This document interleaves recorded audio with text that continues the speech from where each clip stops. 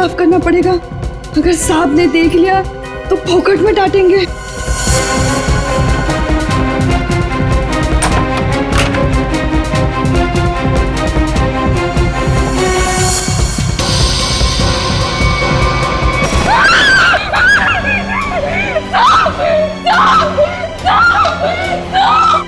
क्या हुआ?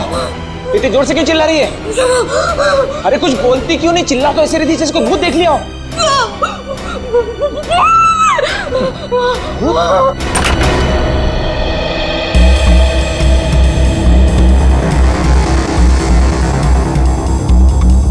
क्या है यहाँ पर?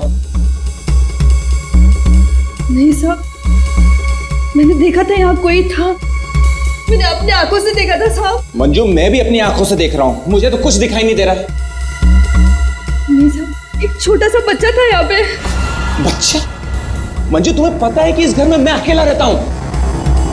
नहीं साहब, मैं झूठ नहीं बोल रही हूँ, सच्ची वो बच्चा था। अच्छा, कहीं पीछे का दरवाजा खुला तो नहीं रह गया?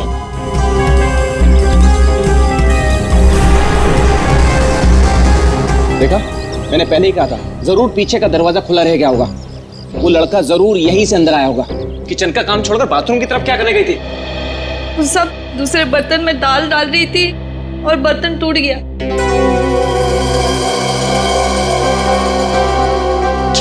बर्तन टूट गया? इस महीने तुमने चौथी बार बर्तन तोड़ा है।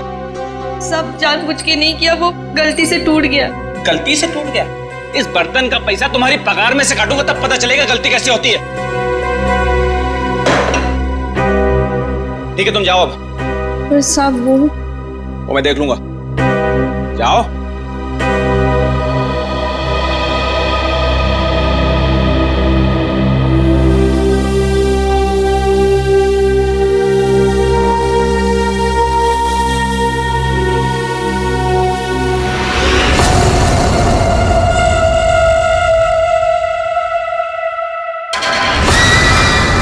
इतने साल से काम कर रही है, फिर भी भरोसा नहीं है इस आदमी को मेरे पे। अरे बर्तन ही टूटा था ना, पगार काटने की काय जरूरत थी इसको? स्वतःला काय समजतो माहित नाही, खडूस कहीं का। काय झालं ना? अगं ए मंजू, काय झालं? अगर काय नहीं गो, वो मेरा साहब है ना, जब देखो kit kit kit kit kit kit करता रहता है। आता काय झालं? अगर काय नाही ग, वो उसका बर्तन काय म्हणतात त्याला, बाउल, वो बाउल मेरे हाथ से टूटा। तो इसने बोला कि मेरे पगार में से पैसा काटेगा। अगं भाई, तू बघ आता गौरी, मी त्याला ना सोडणार नहीं। कैसे है ना उसका पोल पट्टी निकालती हूँ बाहर, तू देख। पोल पट्टी? मतलब क्या जानती है रे? अरे वो घर में अकेला नहीं रहता, उसके घर में और कोई भी है। क्या बोल रही है तू? मैंने उसके घर पे एक छोटा बच्चा देखा। बच्चा? और नहीं तो क्या, वो तो अकेला रहता है ना। उस घर में है ना, मेरे को बहुत डर लगता है। अजीब अजीब सी आवाजें आती है वहाँ पे। मेरे को तो लगता है इस घर में जरूर कुछ चल रहा है। हमको है ना उसके बारे में पता करना होगा, और उस बच्चे के बारे में भी। क्या? ठीक है, चल अभी पूछते हैं उसको। चल चल। अगर थाम की घुटे चल लिए, जब भी देखो घोड़े पे सवार रहती है। फिर नहीं तो क्या? अरे साहब घर में रहेंगे ना अभी। अरे तो कल जाते हैं। हाँ।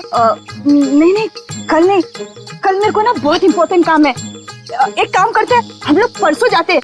परसों में आते हैं ना तो सब मिलते हैं और उधर जाते हैं और उस बच्चे के बारे में खोजते हैं। ठीक है? ठीक है, परसों फिक्स है। उसको जाके पूछते चल। हाँ चल गा, चल ठीक है, चल चलो।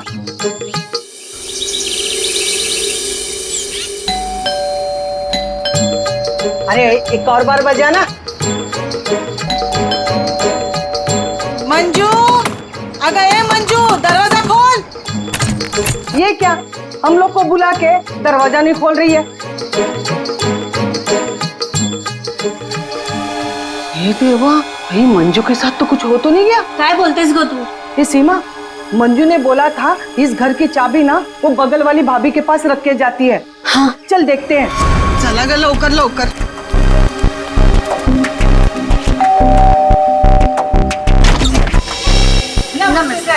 नमस्ते। साहब, वो मंजू विशाल साहब के घर की चाबी रख के गई है ना? मुझे तो पता नहीं, रुको पूछता हूँ। शोना, ए शोना।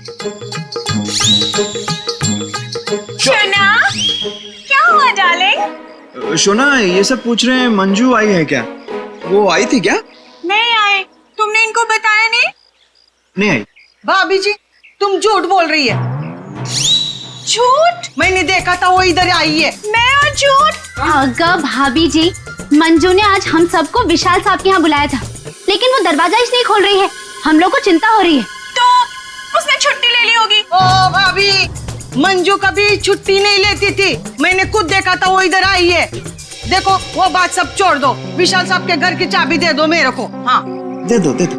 लेकिन मैं तुम्हें चाबी नहीं दूंगी, मैं तुम्हारे साथ चलूंगी।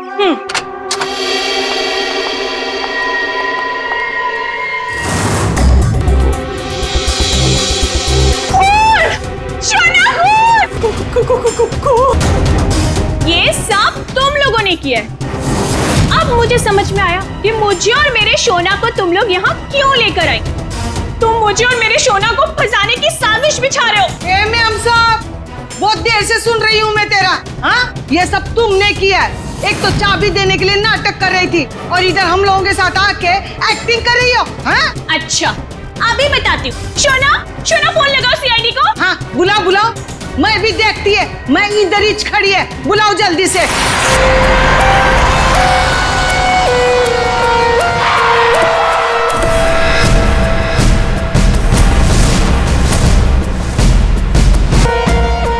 आपको देख करके लगता है बहुत जोर से वार किया है।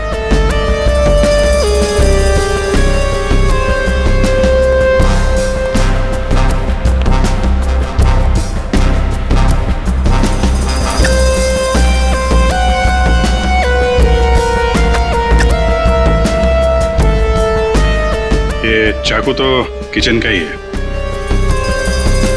सिर का घाव चाकू का तो नहीं है ना? नहीं, सिर का घाव चाकू का नहीं है। सिर पर किसी भारी चीज से वार किया गया है और वो भारी चीज है ये फूलदान।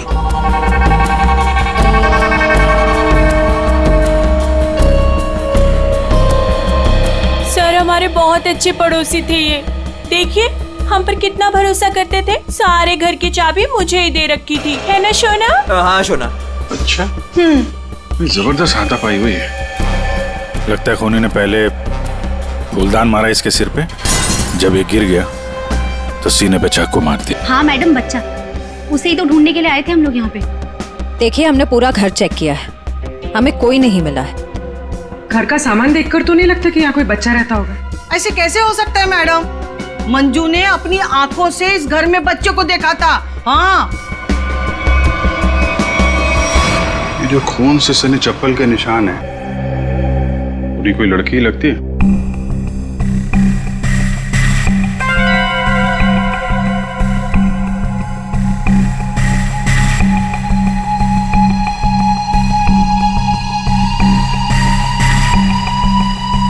हो सकता है अभिजीत, खूनी कोई लड़की हो सकती है। मानसी कौन है? सर विशाल जी की बीवी। विशाल जी तो अकेले ही रहते थे ना। सर छोड़कर चली गई थी ना, जब भी आती थी ना सर दोनों में खूब झगड़ा होता था। वैसे तो वो दिन रात बाहर ही रहती थी, है ना शोना? हाँ शोना। बेटे एक काम करो, किचन में जाकर के कुछ चम्मच कढ़ाई कड़छी लेकर के आ जाओ।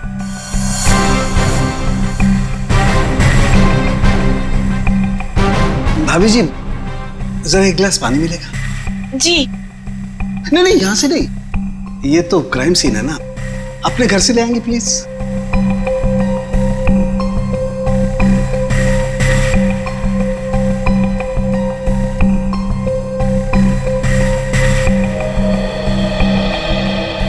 Thank you. वेलकम, है ना शोना? हाँ शोना।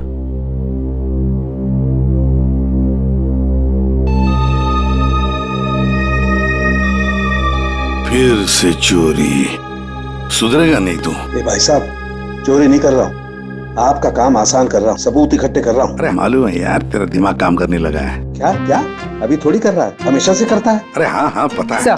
हाँ। सर वो तीनों बाइयां एक ही बात कह रही हैं कि इस घर में एक बच्चा था जिसे मंजू ने देखा था। और सर मंजू गायब है। विशाल के घर से हम लोग जो ये बर्तन लेकर के आए थे, इन बर्तनों पर लगे हुए उंगलियों के निशान इस चाकू पर लगे हुए उंगलियों के निशान से मैच होते हैं, जिससे विशाल का खून हुआ। बॉस, विशाल के घर की किचन में सिर्फ मंजू का ही आना जाना था। मतलब खून मंजू ने किया है? बिल्कुल, खून मंजू ने किया, लेकिन मंजू के साथ एक और आदमी भी था। कौन कौन था? आइए आइए।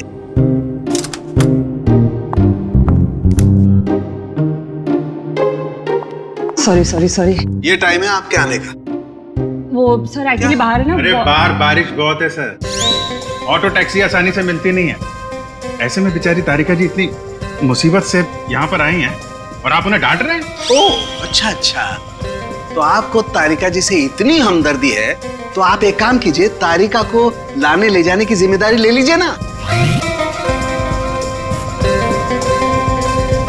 हाँ आप कह दें तो कर देंगे ये भी।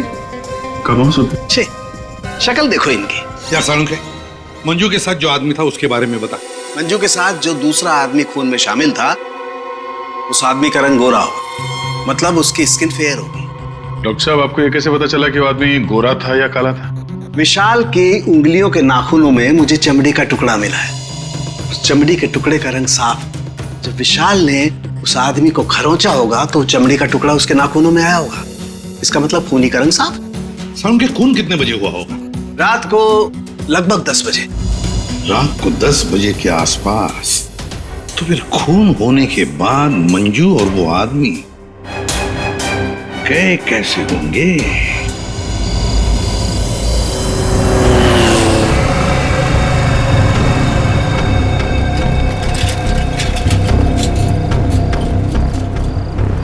अरे सुनो भाई साहब। हाँ साहब। कल रात आपने यहाँ पे किसी ऐसी औरत को देखा जिसकी हाइट करीबन 5-5.25 फीट रही होगी और साड़ी पहनी थी उसने। रात 10-10:15 बजे की बात है। उसके साथ में एक बच्चा भी था। औरत बच्चा, हाँ याद आया साहब। एक औरत को मैंने छोड़ा तो था, वो इस गली से बाहर आई थी और मेरे ही ऑटो में बैठी थी, लेकिन तब बच्चा नहीं था उसके पास। बच्चा किसी आदमी के साथ बैठा था दूसरे ऑटो में। आदमी? वो देखने में गोरा था क्या? साहब अब इतना याद नहीं मुझे। उस औरत को छोड़ा कहाँ पे था तुमने? साहब उस औरत को काली नगर जाना था और मैंने उसे वहीं उतार दिया था। ठीक है, काम करो, जहाँ पे तुमने उस औरत को छोड़ा था ना, हमें वहाँ पहुँचा दो। ठीक है, चलिए साहब।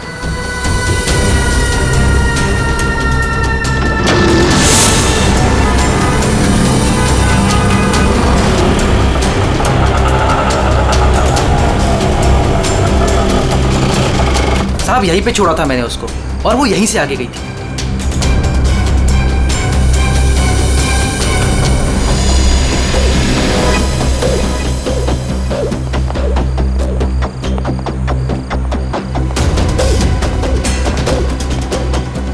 Excuse me. हाँ साहब। आप किसी मंजू नाम की औरत को जानती हैं? दूसरों के घरों में काम करती है और कल रात यहाँ पे 10-10:30 बजे आई है किसी ऑटो में। मंजू? हाँ। मंजू को तो जानते रमेश साहब, कल आई थी इधर, दिन में आई थी। दिन में? हाँ साहब, वो दिन में उर्मिला को मिलने आई थी और साहब उर्मिला कल रात को आई थी। जिसे हम मंजू समझ रहे हैं, कहीं वो उर्मिला तो नहीं? उर्मिला कहाँ रहती है आप जानती हैं? उर्मिला ये के सब मेरे सामने रहती है।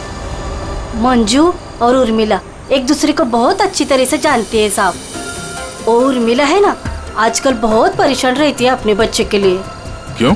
क्या हुआ उसके बच्चे को? वो उसका बच्चा राजू है ना, कई दिनों से गायब है साहब। ओह, ये इनके घर पे ताला लगा हुआ है, कहाँ गई है? वो मेरे को नहीं मालूम है साहब।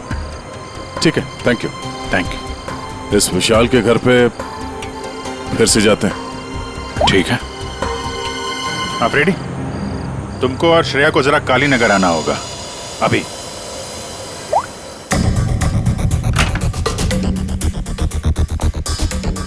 अगर बच्चा यहाँ पे था तो गायब कहाँ हो गया?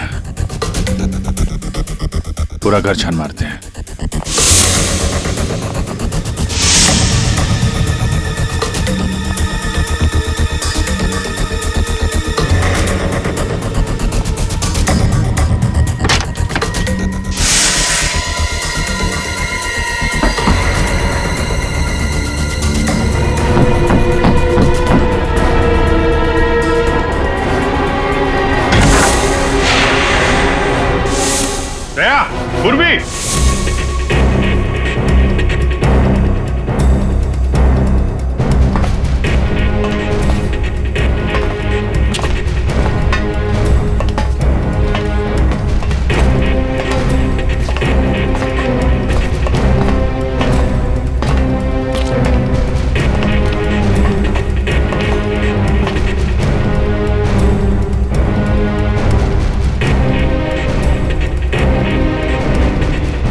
विशाल ने अपने घर के अंदर ये खुफिया बेसमेंट क्यों बनवाया होगा?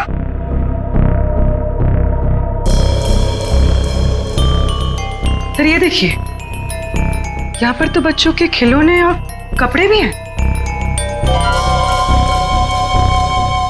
बच्ची के कपड़े? ये देखो। सर लेकिन बच्चों को यहाँ किस लिए रखा गया होगा, वो भी इस तरह छुपा कर? मानसी, विशाल की पत्नी, उसे जरूर पता होगा क्या चल रहा है यहाँ पे। वाओ!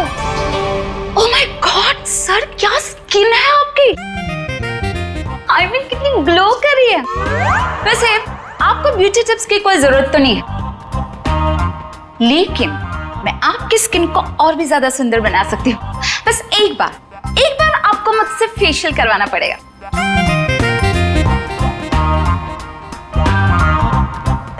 आप कौन है?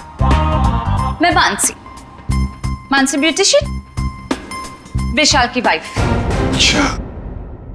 आप लोगों ने तो मुझे कॉल करके बुलाया था। देखिए, आप ये ब्यूटी टिप्स बाद में दीजिएगा। You know what? मैं आपको 1 हफ्ते में गोरा बना सकती हूँ।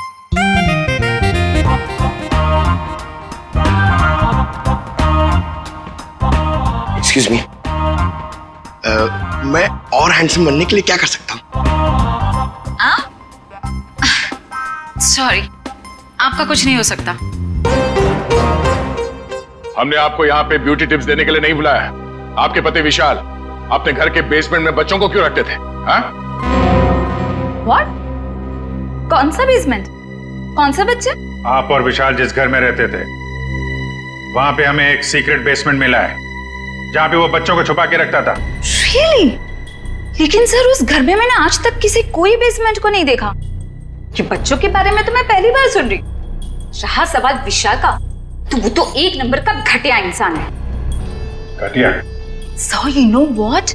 विशाल बहुत पैसे कमाता था, लेकिन मेरे से और किसी को भी नहीं पता कि वो इतने सारे पैसे कहाँ से लाता था। कहाँ से लाता था? सर पता है, विशाल ना होटल्स एंड रेस्टोरेंट्स में घूमता था, वो भी अलग अलग लड़कियों के साथ, और ढेर सारा पैसा लाता था। छी। अच्छा। और इसी वजह से मैं उसे डिवोर्स देना चाहती थी, और सबूत इकट्ठा करने के लिए मैं उसके पीछे पीछे भी घूमती थी। इस बात का कोई सबूत है आपके पास? सबूत है ना?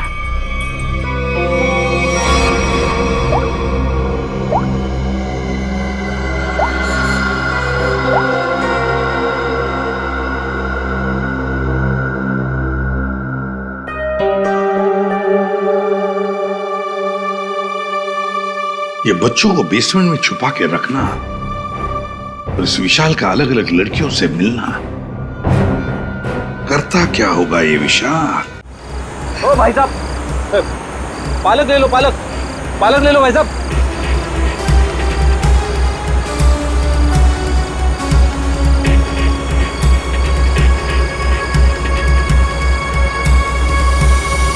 बहुत रात हो गई श्रेया, मुझे तो नींद आ रही है। ठीक है सर, थोड़ी देर आराम कर लेते हैं।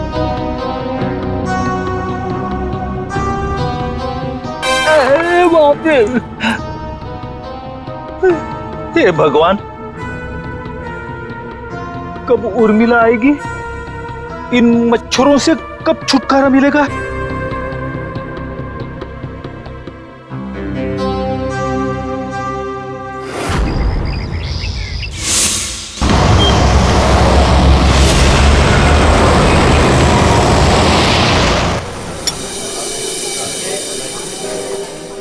एक्सक्यूज मी, सुनो जरा। जी साहब।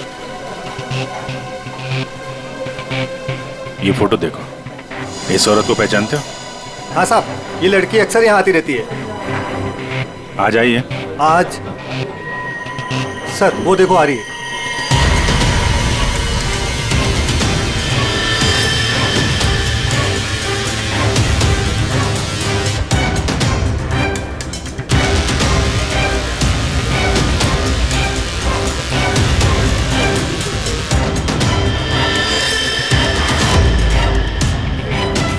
अरे आप लोगों को दिखाई नहीं देता?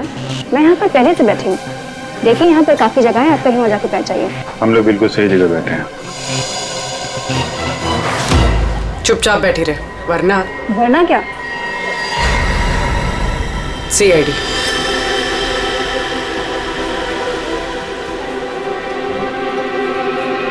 समझदार।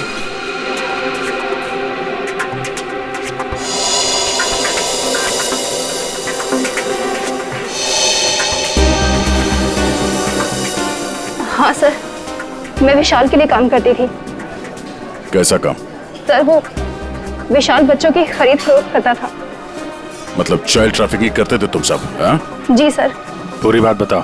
सर वो हम 3 लड़कियां हैं। पहले हम घूम घूम कर पता करते हैं। क्या क्या पता करते हो?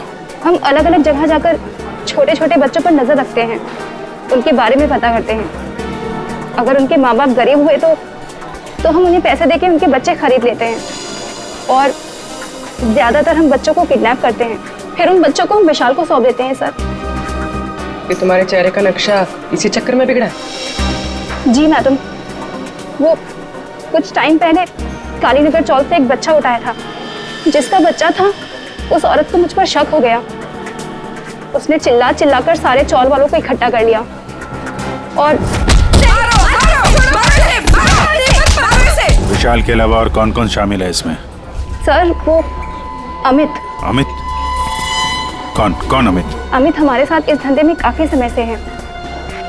कहाँ मिलेगा ये? मुझे उसका घर तो नहीं मालूम, लेकिन वो मुझे मिलने के लिए आदर्श नगर बुलाता है। और हाँ सर, वो अक्सर सफेद रंग की गाड़ी से आता है। सफेद का? नंबर याद है? मुझे नंबर तो याद नहीं है। नंबर याद नहीं है? उसके बारे में कुछ बताओ, कैसा दिखता है? जी हाँ सर, अमित देखने में गोरा है, दुबला पतला सा है। गोरा? स्केच बनवाओ उसका जरा। भाजी ले लो, भाजी ले लो। पालक पालक पालक पालक पालक पालक पालक पालक बिस्किट बिस्किट बिस्किट पालक पालक अच्छा कर। ये उर्मिला हाँ कविता, कहाँ थी रात भर तू? मैं बाद में बताती हूँ। अरे मेरी सुन तो पहले। कविता मैं बहुत परेशान हूँ, मैं बताती हूँ बाद में। अरे अरे लेकिन सुन तो सही तू।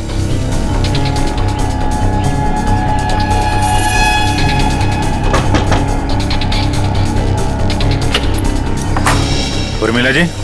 जी आप लोग कौन? हम लोग CID से हैं। क्या हुआ साहब? आप ये बताइए, ये मंजू आपसे क्यों मिलने आई थी? साहब वो मेरे बेटे राजू के बारे में बताने आई थी साहब। क्या हुआ? मैंने तुम्हारे बेटे राजू को देखा है। मंजू विशाल के यहाँ काम करती थी। उसने जब राजू की हालत के बारे में बताया तो मैं विशाल के घर अपने बेटे को लेने चली गई साहब। आपका बेटा कैसे किडनैप हुआ था? किडनैप? नहीं साहब, वो किडनैप नहीं हुआ था साहब। कोई संस्था वाली आई थी, उन्होंने कहा कि मेरे बेटे को अच्छे स्कूल में पढ़वाएंगे। मेरी मत मारी गई थी जो उनकी बातों में आ गई, और खुद अपने राजू को उन्हें दे दिया साहब। और इस काम के लिए साहब उन्होंने कुछ पैसे भी दिए थे।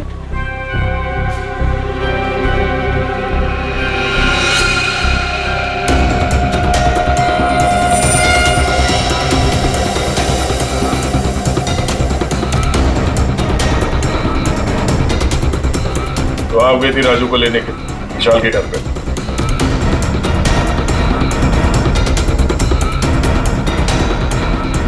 हाँ सर।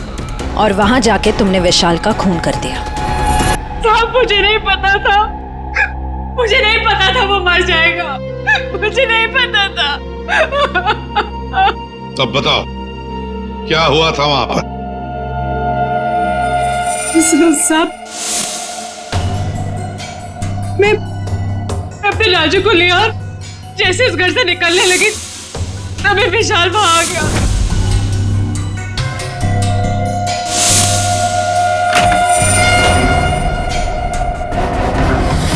इतनी हिम्मत तू यहाँ तक आ गई? हाँ, मैं अपने बच्चे को इस नर्क से निकालने आई हूँ और मैं इसे निकाल के रहूंगी। मुझे कोई नहीं रोक सकता, कोई भी नहीं। तो तुमने विशाल को नहीं मारा? लेकिन एक बात नहीं समझ में आ रही है, जब तुम्हारा बेटा राजू तुम्हें विशाल के पास से मिल गया, तो फिर वो दोबारा गुंडों के हाथ में कैसे पहुंच गया? हा? साहब मैं जब अपने राजू को लेके विशाल के घर से निकली तो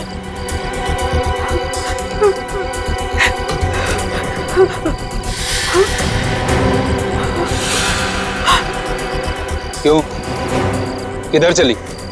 हाँ?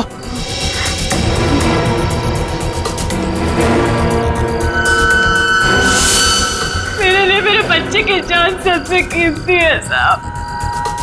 मैं क्या करती? मेरे राजू को ले गए साहब, ले गए। देखिए, आप हौसला मत हारिए, हम आपके राजू को जल्दी ले आएंगे। इस आदमी को पहचानते हो? अमित नाम है इसका। No help, no help. मैं अपने पैर पे खड़ा हो सकता हूँ। साहब आप एक काम करो, यहाँ सामने में एक बंगला है, वहाँ जाके पता लगाओ, वो सब बता देंगे। आप ठीक है, ठीक है। बैठ जाओ, ये लो।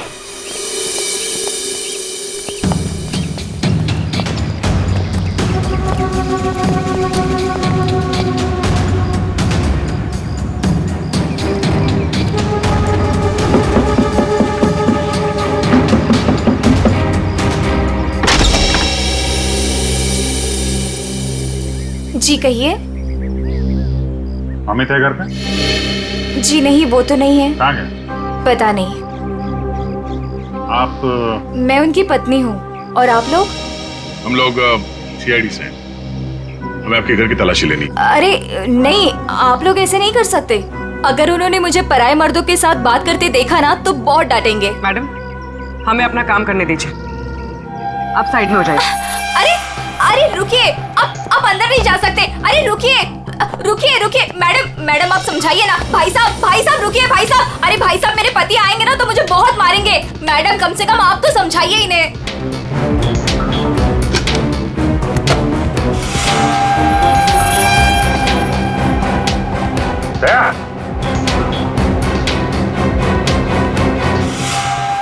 ये औरतों की विग,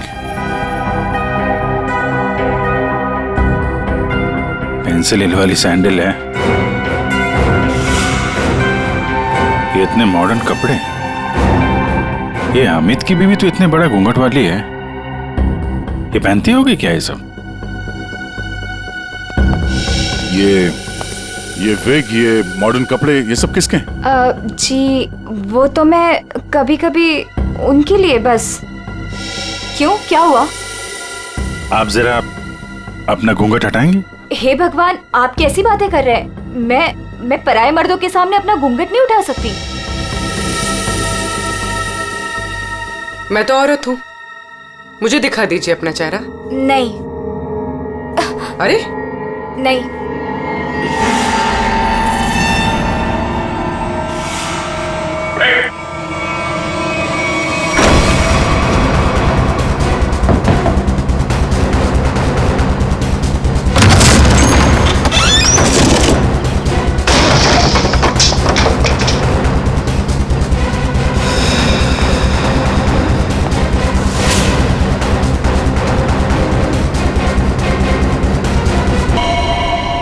तो मर चुका है, किसी ने गोली मारी है इसे। कार चेक करो। सो ये देखिए, कहीं राजू तो नहीं है इसमें, या फिर कोई और बच्चा? मैडम इनको अंदर ले जाओ। पंकज, एम्बुलेंस बुलाओ जल्दी।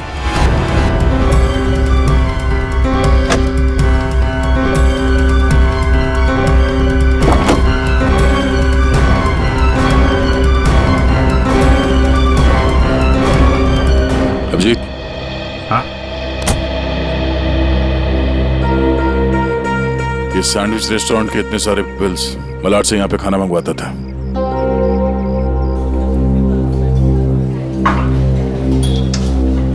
अरे वो manager, thank you. Excuse me sir, sir यहाँ पे कोई काम मिलेगा सर? सर मुझे इंटर्नशिप करना है सर। सर मैं फ्री में काम करूंगा सर, मैंने होटल मैनेजमेंट का कोर्स भी किया हुआ है। सर यहाँ पे डिलीवरी बॉय बना दीजिए sir, please sir, I request you sir. इतनी पढ़ाई करके डिलीवरी बॉय का काम करोगे तुम? ठीक है, thank you sir.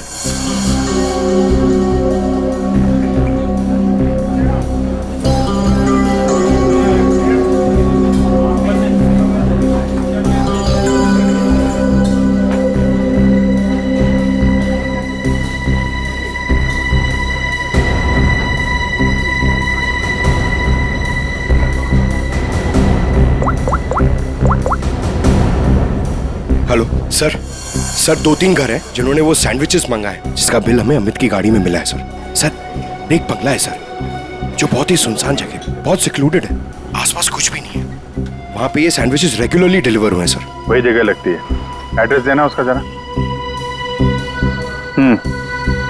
Okay, 13 number ना। एक काम करो, मैं उस एड्रेस से ऑर्डर करता हूँ, तुम डिलीवरी लेके वहाँ पहुँचो। Okay? Yes sir, yes sir. Hello, हाँ कहिए। 4 सैंडविच, एड्रेस? हाँ, आ जाएगा, जल्दी भेज रहा हूँ। हाँ सुनो बेटा, सर मैं जाता हूँ सर, फ्री में डिलीवरी। हाँ जाओ, लेकिन डिलीवरी जल्दी करना। yes. हाँ जाओ।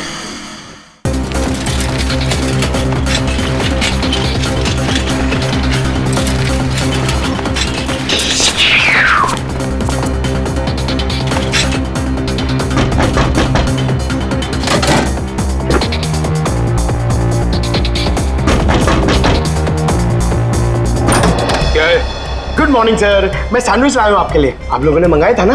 हमने कोई सैंडविच नहीं मंगाया था। अरे तो किसी और ने मंगाया होगा। एक मिनट, किसी ने नहीं मंगाया था। चलो जाओ यहाँ से।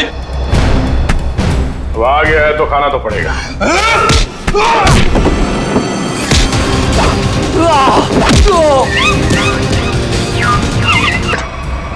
बैठ, बैठ, कुछ नहीं हुआ, कुछ नहीं हुआ, सब ठीक है, घबराओ नहीं। कौन है सबके पीछे?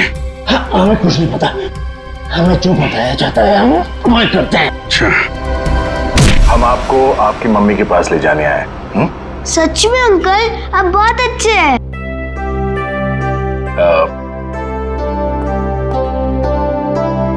अच्छा बेटा, आपसे एक बात पूछें।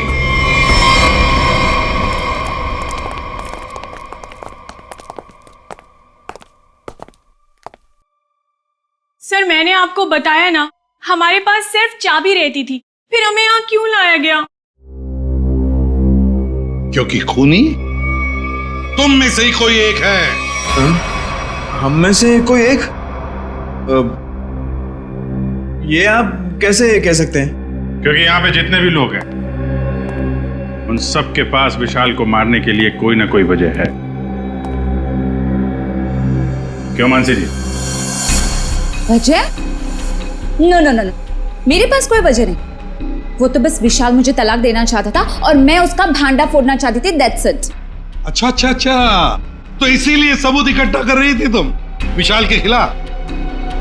उसका पैसा ऐंठना चाहती थी ना तुम, और जब पैसा नहीं मिला तो खून कर दिया उसका। What? खून? नो नो नो नो, मैंने उसका कोई खून नहीं किया। ये सब झूठ है, ये सब गलत है। उर्मिला जी, आपने हमें कहानी सुनाई, हमने वो कहानी मान ली, लेकिन आपने हमसे झूठ बोला कि वहां पर आप अकेली थी, जबकि आपके साथ एक और आदमी था। जब अपने बेटे को बचाने की कोशिश में आपने विशाल का खून कर दिया। नहीं साहब, ये झूठ है, मैं सच्ची बोली आपको। साहब मुझे नहीं पता विशाल का खून किसने किया है, मैं बस वहां अपने बच्चे को बचाने गई थी साहब, बस। और मंजू, तुम तो विशाल से नफरत करती थी।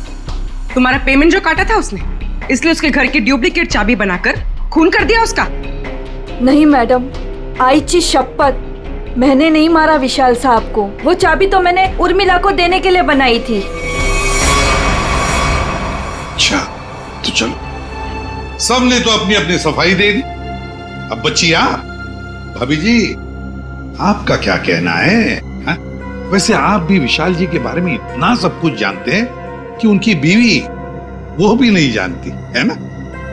तो क्या, जरा बताइए ना हमें, क्या क्या रिश्ता था आपका और विशाल जी का? सर आप कहना क्या चाहते हैं?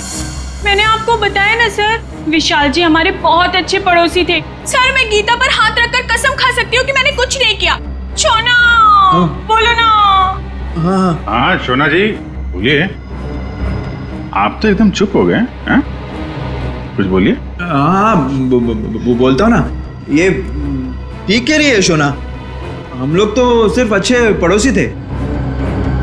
अच्छे पड़ोसी थे तुम लोग? तो फिर बताइए ललित जी, कौन खून कर सकता है इनमें से?